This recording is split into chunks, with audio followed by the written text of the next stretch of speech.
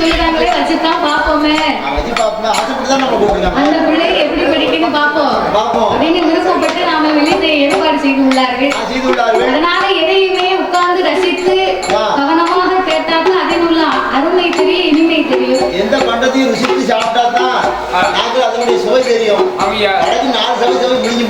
அதுவும் இல்லாம கன்னியாகுமரி வந்தாச்சுன்னு வச்சுட்டேன், எந்த கோயிலுக்கு போனாலும் வெள்ளடி சம்பாட்டுக்கு சம்படிக்கலன்னு கேட்பாங்க. சம்பத்தான் முதல்ல கேட்பாங்க.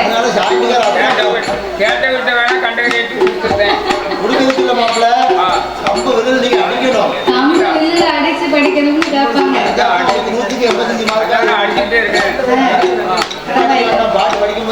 ஆகையினாலே என் சிச்சரிவுக்கு எட்டியவாறே உங்கள் முன்னால் நான் பாடுகின்றேன். நான் எல்லாம் தெரிந்தவளும் அல்ல, அனைத்தையும் கற்றவளும் கிடையாது.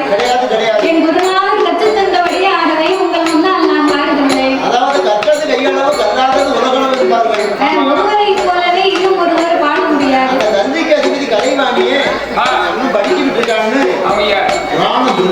ஒவ்வொரு புலப்பட்டதுமே ஒவ்வொரு விதமாக பாடுவார்.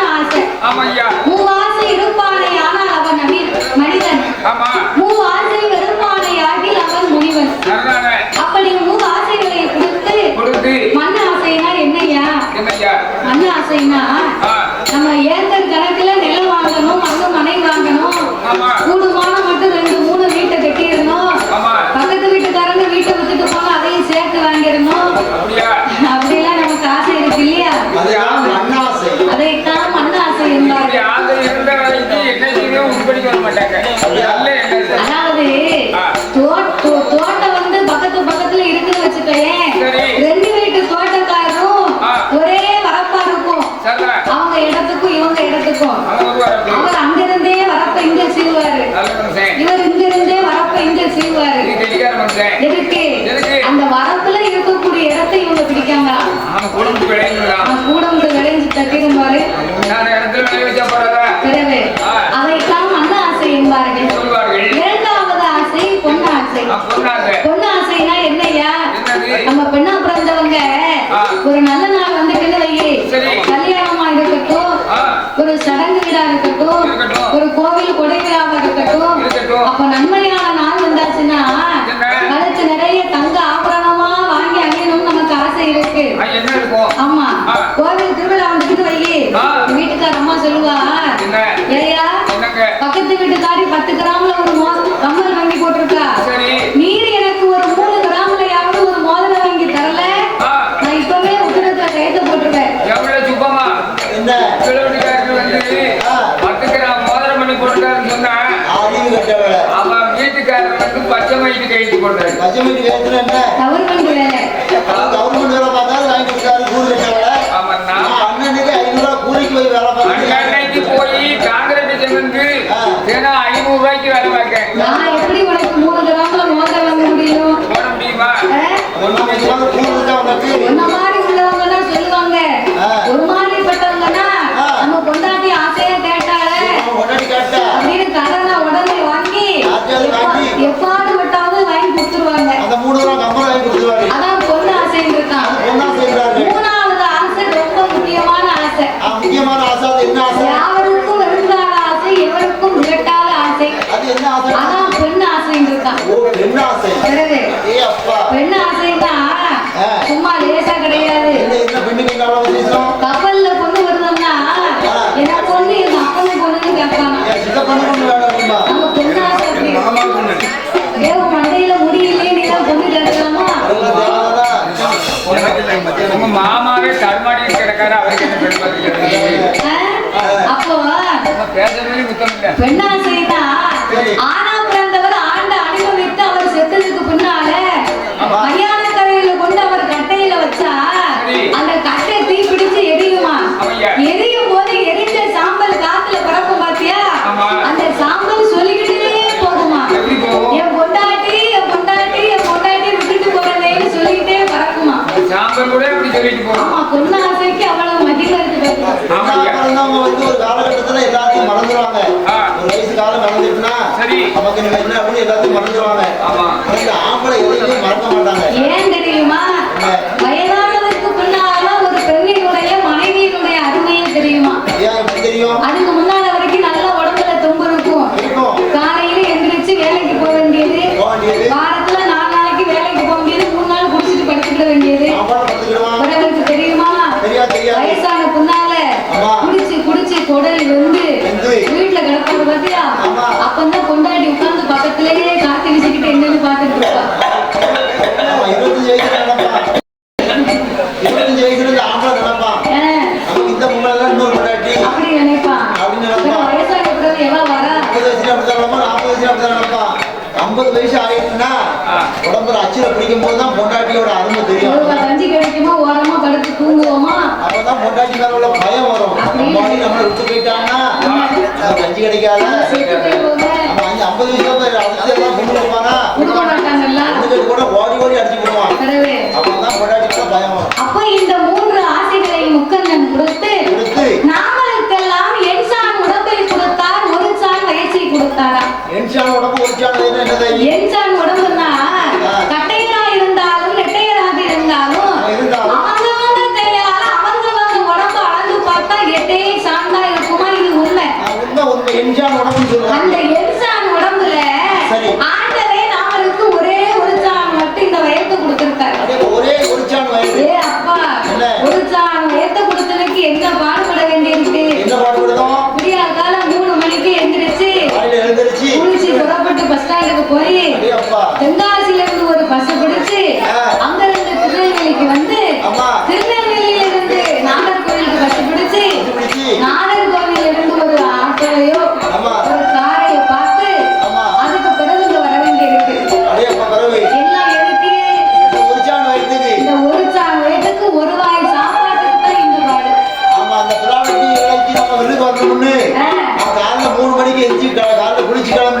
சரி. ரெடி பண்ணி பஸ் ஸ்டாண்டுக்கு வந்தேன். ஆ. பஸ் ஸ்டாண்டுக்கு வந்தப்பதான் தெரியும் வேட்டி கிட்ட மறந்துட்டோம்னு. அப்படியா?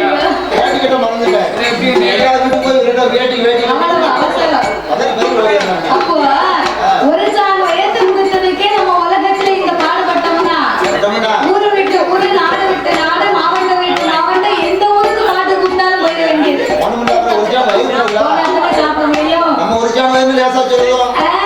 அப்போ ஒரு சான் வயதுக்கு இந்த பாடுனா உடம்பெல்லாம் ஆண்டவன் நமக்கு வயத்தை கொடுத்தா நமக்கு என்ன பாடு? தாங்காது தாங்காது. அதுக்குத்தான் சிவன் எதையுமே நம்மளுக்கு எப்படி படைக்க வேண்டுமோ அவரவருக்கு அப்படி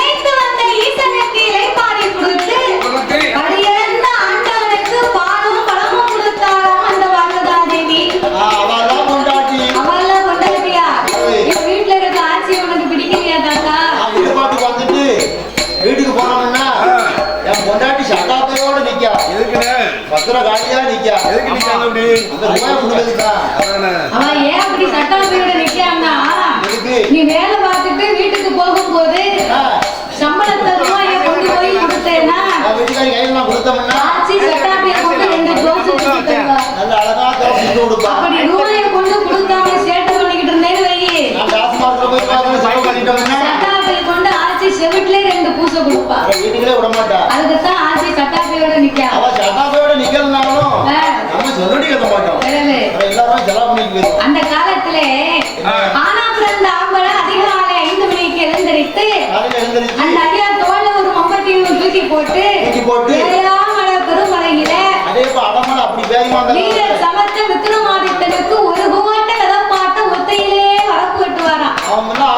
அவருக்கு சம்பளம் எவ்வளவு? வெறும் 1.25 ரூபா. ரொம்ப கம்மியா இருக்கு. அப்போ 1.25 ரூபான்னா பெரிய துட்டு. அந்த காலத்துல 1.25 ரூபான்னா 2500 ரூபாய்க்கு சம்பளம். அந்த 1.25 ரூபாய் சம்பளத்தை வாங்கிட்டு வந்து பெண்ணா பிறந்தவா கையில கொடுத்தா அந்த அம்மா என்ன செய்வா? புருஷன் வரக்குள்ள ஒரு சோறு கறியை பொங்கி ஒரு முட்டையை விட்டு அவிச்சு ஒரு வெந்நீர் கிண்ணிய போட்டு அந்த ஐயா வரும்போது சிரிச்ச முகம் சீதேவியா நின்று எதிர்பார்ப்பாளா.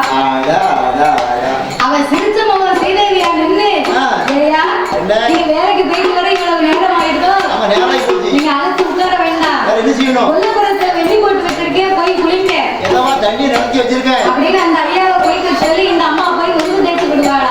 ஏன் அப்ப முதல் தேய்ச்சி விட்டான்னா அவர் மம்பட்டி கொண்டு மண்ணை வெட்டி எரிதாரு பாருங்க. ஓங்கி ஓங்கி ஓங்கி மொங்கு மொங்குன்னு வெட்டி எரிவாரு.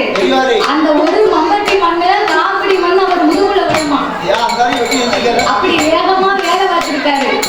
ஆனா இப்ப நீங்க வேலைக்கு போனீங்கன்னா இப்ப குருணி விதப்பாட்டுக்கு 9 ஆளு. அதுலயும் வீட்டுக்கு வரும்போது பாவிய குறை போட்டு வந்துருவா. அவளுக்கு சம்பளத்தை பார்த்தா 250 ரூபா வெத்தலை பாக்கு அவளுக்கு ஆட்டோ சாட்சி கோண்டாக்டி வேற மத்தியானம் 12 மணிக்கு. ஆமா என்ன ஒரு வரப்போட்டு கூப்பிட்டாரு. நாங்க செம்மட்டம் அப்படி தூக்கி போட்டு போயிட்டேன் காலையில. வரப்பு நல்லா நனைஞ்சு வரப்பு வாங்கி வெட்டினா மம்படி ஃபுல்லா போதுட்டு அப்புறம் மம்படி புடுங்க முடியல. வேலைக்கு போடுவாங்க வயக்காட்டுக்கார கூப்பிட்டு 2 சேர்ந்து பிடிங்கி மம்பட்டி கழுவிட்டு வீட்டை பார்த்து வந்துட்டேன். அப்ப இப்ப உங்களுக்கு போட்ட மம்பட்டியை புடுங்க பிளவில்லையே நீங்க வேலைக்கு போய் என்னத்தை காப்பாற்ற போறீங்க? கொண்டாடி நம்மளை மதிப்பா மதிக்க மாட்டாங்க. ஆனா பகவானுக்கு அப்படி கிடையாது. அப்ப ஆண்டவர் பகவான் அகில உலகம் எல்லாமே உயிரும் தப்பாமல் இறைவந்து வந்த ஈசனுக்கு கரைப்பாக இருப்பாருக்கு கரைப்பாடி இறைப்பாடி கொடுத்து உன்னங்களே உண்ணும் என்று உபசரித்தாள் பார்வதாதேவி. அந்த ஆதிசக்தி பார்வதி அருந்துங்களே அருந்தும் என்று ஆதிசக்தி உபச்சாரங்களையும் செய்து கரைப்பாடி இறைப்பாடி கையிலே கொழுவிருக்க மறுநாள் பொழுது விடிந்தது. பார்வதி பகவானை அழைத்தாள். ஆண்டவா பரம்பொருளே நீங்க உலகம் எல்லாமே என்னைக்குமே படியிடக்க வாரீங்க போறீங்க. அப்ப இந்த உலகத்திலே உள்ள மக்கள் எல்லாமே யாரை வணங்கி வருகிறார்கள்? பார்வதி படைத்த பகவானாகப்பட்ட என்னை தானே எல்லோரும் வணங்குவார்கள். அதுல என்னமா உனக்கு சந்தேகம் வந்து விட்டது? ஆண்டவா உலகத்து மக்கள் எல்லாம் உங்களை வணங்குகிறார்களே ஆனால் நீங்கள் எனக்கு தெரியாமல் யாரோ 2 பேர்களை காலையிலேயும் மாலையிலேயும் கடவுள் வணங்கி வருகின்றேன். அவங்க 2 பேரும் யாரு? ஏன் அவர்களை நீங்கள் வணங்க வேண்டும்? அம்மா பார்வதி நான் உலகத்தை படைத்தேன் பாதுகாத்தேன் வழியிழந்தேன். ஆனால் மக்களுக்கெல்லாம் இரவும் பகலும் ஒளி கொடுக்க வேண்டுமானால் யாரால முடியும்? காலையிலே தோன்றும் கதிரவன் மாலையிலே தோன்றும் சந்திரன். சூரிய பகவான் சந்திரனும் சூரியனும் இல்லையானா சகல உலகத்துக்கு ஒளி கிடைக்குமா அம்மா? அதனால் ஆண்டவனார் இடது கண்ணை சந்திரனாகவும் வலது கண்ணை சூரியனாகவும் ஆண்டவன் வணங்கி வருகிறேன் பார்வதி.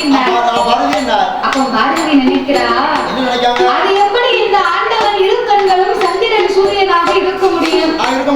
இதனையே இன்றைக்கு நாமல் பரிசோதித்து பார்க்க வேண்டும் என்று அந்த ஆதிபராசக்தி அம்பிகை அந்தழில் தண்ணி அடியாண்ட கோடி பிரம்மாண்ட நாயகி அவள் என்ன செய்கிறாள் தெரியுமா?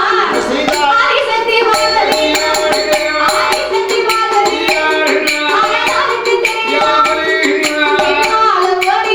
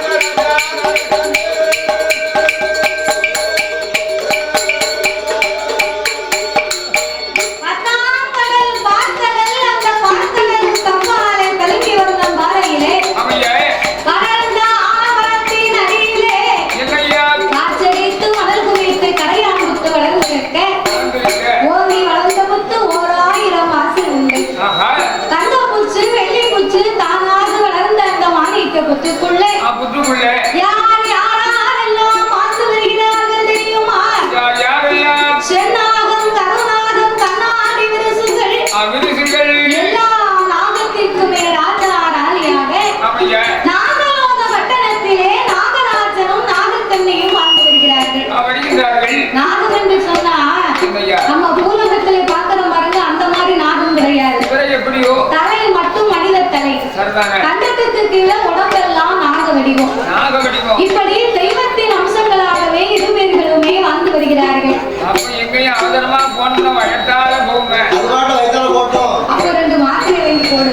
அந்த வயத்தால இல்ல, பாம்புக்கு வந்து கால்கள் கிடையாது. நம்மள மாதிரி கையை கால் இருந்தா நடந்து போகும். ஆமா, அதுக்கு வயத்தால தரையிலே உருண்டு தானே போக முடியும். அதைத்தான் என்ன வயத்தால போகணும்னா அது இறைவனுடைய படைப்பு. நமக்கு கால் கைக்கு நம்ம நடந்து போறோம்.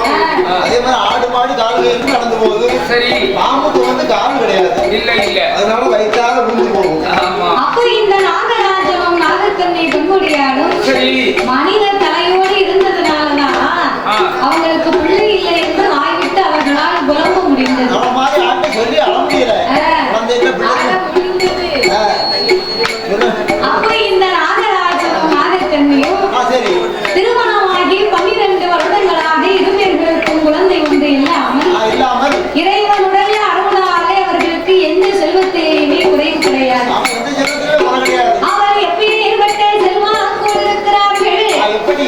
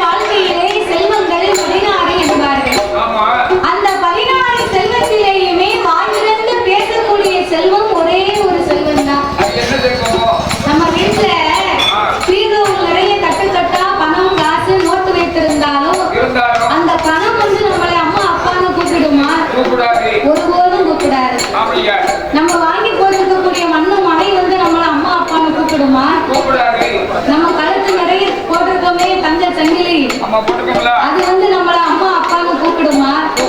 ஒருபோதும் கூப்பிடாது. வாய் திறந்து நம்மளை அன்போடு அம்மா அப்பா என்று அழைக்கக்கூடிய செல்வம் என்றால் செல்வத்திலே சிறந்த செல்வம் சொத்துக்கெல்லாம் பெரிய சொத்து, கனியிலே சிறந்த கனி, அதான் பிள்ளை கனி என்பார்கள். அப்பேற்பட்ட குழந்தை செல்வம் இல்லாமல் நாகராஜனை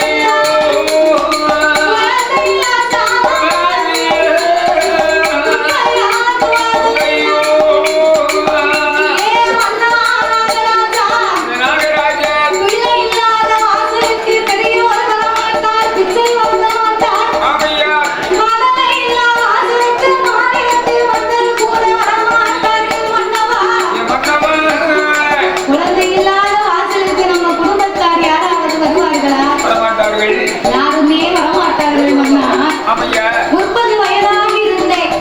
அப்பமாவது எனக்கு முடிதறிக்க ஒரு குழந்தை இருக்கும் என்று ஆசைப்பட்டேன். சரி 30 வயது முடிந்து 40 வயதாகிவிட்டது. ஆமா அப்பமாவது நாட்டை ஆள்வதற்கு ஒரு குழந்தை இருக்கும் என்று வார்த்தை. என்னாச்சு அப்பமும் நமக்கு ஒரு குழந்ை இல்லை. இல்லையா இன்னைக்கு 50, 55 வயதாகிவிட்டதே அண்ணா. ஆமா இந்த வயசுலே பிள்ளை இல்லையே, நம்ம எந்த வயசுல நமக்கு பிள்ளை இருக்க போகுது? என்னமோ எனக்கு நம்பிக்கை இல்லை ஏன் ஆகத்தண்ணி எப்பா பிள்ளை இல்லையே பிள்ளை இல்லையே வருத்தப்படாத. என்ன ஆண்டவனுடைய அருள் இருந்தா நமக்கு அருளுக்கு அப்பாலும் அழகான பிள்ளை இருக்கும். யோசனை நல்லா இருக்கு இறைவனுடைய அருள் இருந்தா நமக்கு 70 அப்பாலும் அழகான ஏந்தும் பிள்ளை இருக்கும்படி 70 வயசுல குழந்தை பெற்று எடுத்தா தான் இப்ப லட்சணமா இருக்கும் 70 வயசுல குழந்தை பிறக்கணும்னா குழந்தை பிறந்ததுல ஒண்ணும் இல்ல.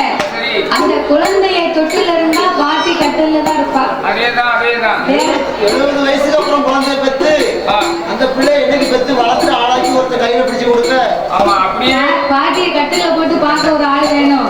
பிள்ளைய தொட்டில போட்டு பார்க்கறதுக்கு ஒரு ஆள் வேணும். அப்படியாக அந்த குழந்தைய வலது கையால பிடிச்சு அப்படியே கடைக்கு போனாலும் பக்கத்துல உள்ளவங்க என்ன சொல்லுவாங்க என்ன சொல்லுவாங்க இவ பேத்தியாலும் இவரோட பேரனும் பேரமா இருக்கும் இல்லைன்னா பேத்தியாளா இருக்கும். இவ்வளவு வயசுக்கு மேல இந்த குழந்தைய அப்படியே தானே மதிப்பாங்க அப்படிதான் சொல்லுவாங்க. உலகம் அப்படித்தானே. ஆனா இன்னொரு காரியம் சீனாவில 93 வயசு பாட்டி ரெட்ட குழந்தை பெற்றிருக்கா சீனாவுல 93 வயசு பாட்டி ரெட்டை பிள்ளை பெற்றாளா? பேப்பர் பார்க்கலையா போ சீனாவுல பெற்றிருக்காங்கன்னா இங்கிலீஷ் பேப்பர்ல போடுவாங்க. நம்ம இங்கிலீஷ் பேப்பர் தான் என் வீட்டுல போடுவாங்கன்னா இங்கிலீஷ் தான் படிப்பேன் இங்கிலீஷ் தான் படிக்கிறோம் இதை பார்க்கும்போது உங்களுக்கு தெரியலே படிச்சோம் ஆமா நீ பெரிய பீட்டங்கா முடிச்சிட்டு வரு. பீட்டங்கா நீ கூட்டு வை தெரியுது தாத்தா ஜோப்புன்னு பீட்டங்கா இல்ல தாத்தா பீட்டா வரைக்கும் படிச்சிருக்கேன் படிப்புல அதாவது 3வது வகுப்புல 2 வருஷம் 5வது வகுப்புல 3 வருஷம் படிச்சிருக்கேன் 3 வருஷம் எங்க 4வது வகுப்பு தாண்டி போயிட்டீங்களா ஏன் அப்படி 3 வருஷம் 2 வருஷம் படிச்சீங்க ஞாபகம் கேட்டா எங்க டீச்சர் பேரு தேஜியம்மா டீச்சர் வந்து அவங்க என்ன சொன்னாலும் கேட்பேன் நீங்க கேட்பீங்க ஆமா கடைக்கு போக சொன்னா கடைக்கு போவாரு. கடைக்கு போவேன் டீ வாங்கிட்டு வர சொன்னா டீ வாங்கிட்டு வருவாரு. ஆமா அப்படியா நான் நல்லா பாஸ் பண்ணும்படி எழுதணும்னு வை இவனை மாற்றக்கூடாது நம்ம ஆட முடியும் நம்ம சொன்னதை கேட்காது இவன் 2-3 வருஷத்துக்கு நமக்கு ஏவனத்தை கேட்கட்டுமேனு அப்படியே அந்த பள்ளிக்கூடத்துல 3 வருஷமா படிச்சு அப்ப நீ நல்லா தான் படிச்சிருக்க.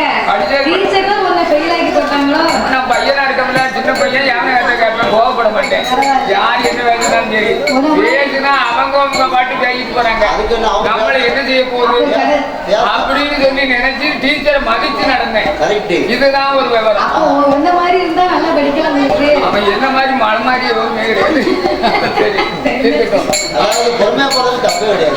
அழகான நேரத்திலே அலங்கார பந்தலிலே சிங்கார மேடையிலே காணும் நாமல் 6 பேர்களுக்குமே பரிசளிக்க வேண்டும் என்று அள்ளி பணம் கொடுத்த ஆதரித்த செல்வச்சீமான் ஏ பாலகிருஷ்ணன் என்று சொல்லக்கூடிய அண்ணாடவர்கள் வில்லிசை வேந்தராக வில்லுப்பாட்டிலே ஆர்கோனிஸ்டராக பணி செய்து வரக்கூடிய ஏ பாலகிருஷ்ணன் அண்ணாருடைய அன்பு கரத்தாலே நாமலை போன்ற ஒரு கிராமிய கலைஞர் வில்லிசை வேந்தர் சார்பாக நம்ம ஊருக்கு வந்திருக்கிறாங்க. அதனால ஒரு தொழிலாளிக்கு தொழிலாளி நம்ம தான் மதிக்கணும்னு சொல்லி நம்மோடு நாமளுக்கு முதலாகவே 201 லட்சத்தை அன்பளிப்பாகவே நாம தள்ளி கொடுத்து உள்ளார்கள். அள்ளி பணம் கொடுத்து ஆதரித்த அண்ணாருடைய குடும்பம் எல்லாம் அவருடைய உற்றார் பெற்றார் உறவினர்களோடு இந்த பத்திரகாளி அருளாட எப்படி வாழணும் தெரியுமா? வாழ